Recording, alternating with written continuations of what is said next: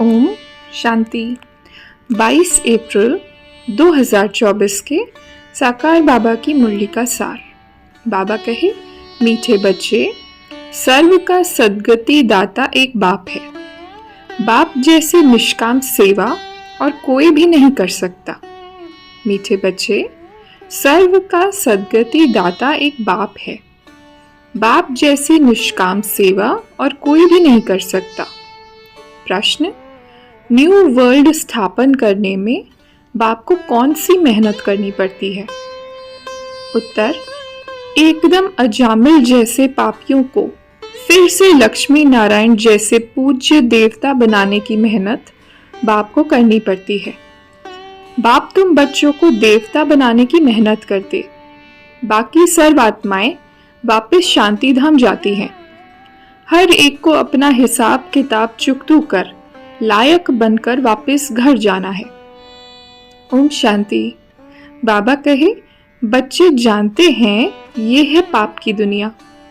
गोया बाप जब आते हैं तो जो भी धर्म है सारी सृष्टि में सबको ले जाते हैं। विनाश तो सबका होना ही है। बाप यहाँ आकर बच्चों को सुख धाम का लायक बनाते हैं, सभी का कल्याण करते हैं। इसलिए एक को ही सर्व का सद्गति दाता, सर्व का कल्याण करने वाला कहा जाता है। बाप कहते हैं, अभी तुमको वापस जाना है। सभी धर्म वालों को शांति धाम, निर्वाण धाम जाना है, जहां सभी आत्माएं शांति में रहती हैं। अब हिंदू कोई धर्म नहीं है, असुल है देवी देवता धर्म। परंतु पवित्र न होने कारण अपने को देवता के बदले हिंदू कह दिया है। अब बाप समझाते हैं, तुम अपने धर्म को भूले हुए हो। आदि सनातन देवी देवता धर्म को न जानने कारण सब और धर्मों में कन्वर्ट हो गए हैं। वह फिर रिटर्न होंगे अपने अपने धर्म में। जो आदि सनातन देवी देवता धर्म के हैं वह फिर अपने ही धर्म में आ जाएंगे।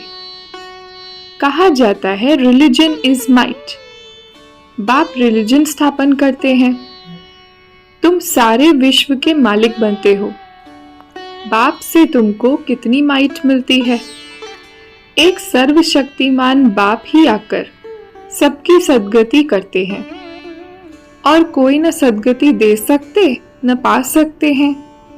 बाप कहते हैं, हे आत्माएं, तुम सब ब्रदर्स हो। सबको बाप से वर्षा मिलता है। सबको आकर अपने अपने सेक्शन में भेजने के लायक बनाता हूँ।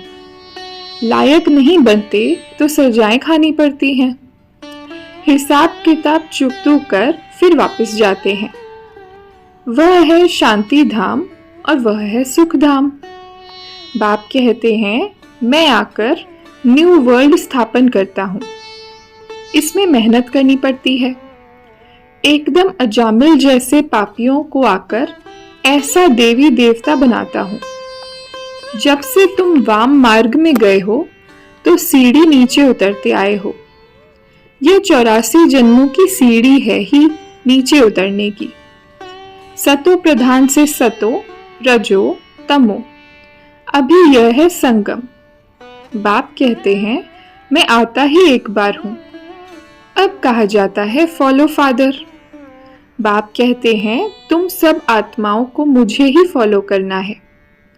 मामेकम याद करो तो तुम्हारे पाप योग अग्नि में भस्म होंगे। इसको कहा जाता है योग अग्नि। तुम हो सच्चे सच्चे ब्राह्मण।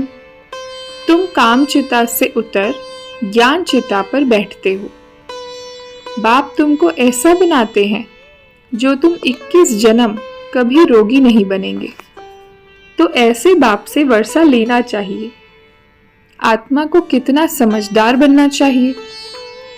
बाबा ऐसा वर्षा देते हैं जो वहां कोई दुख नहीं। तुम्हारा रोना चिल्लाना बंद हो जाता है। तुमको अब डबल अहिंसक बनना है। न काम कटारी चलानी है, न लड़ना झगड़ना है। तुम बच्चों को खुशी भी बहुत रहनी है।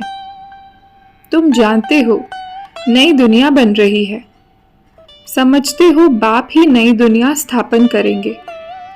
वहां दुख का नाम नहीं होगा, उसका नाम ही है पैराडाइज।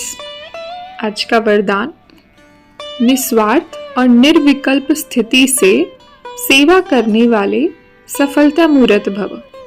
निस्वार्थ और निर्विकल्प स्थिति से सेवा करने वाले सफलता मूर्त भव। विस्तार है, सेवा में सफलता का आधार आपकी निस्वार्थ और निर्विकल्प स्थिति है। इस स्थिति में रहने वाले सेवा करते, स्वयं भी संतुष्ट और हर्षित रहते और उनसे दूसरे भी संतुष्ट रहते। सेवा में संगठन होता है और संगठन में भिन्न भिन्न बातें, भिन्न भिन्न विचार होते हैं, लेकिन अनेकता में मूंझो नहीं। ऐसा नहीं सोचो किसका माने किसका नहीं माने। निस्वार्थ और निर्विकल्प भाव से निर्णय लो तो किसी को भी व्यर्थ संकल्प नहीं आएगा और सफलता मूर्त बन जाएंगे। स्लोगन, अब सकाश द्वारा बुद्धियों को परिवर्तन करने की सेवा प्रारंभ करो। अब सकाश द्वारा बुद्धियों को परिवर्तन करने की सेवा प्रारंभ करो। अच्छा, ओम शांति।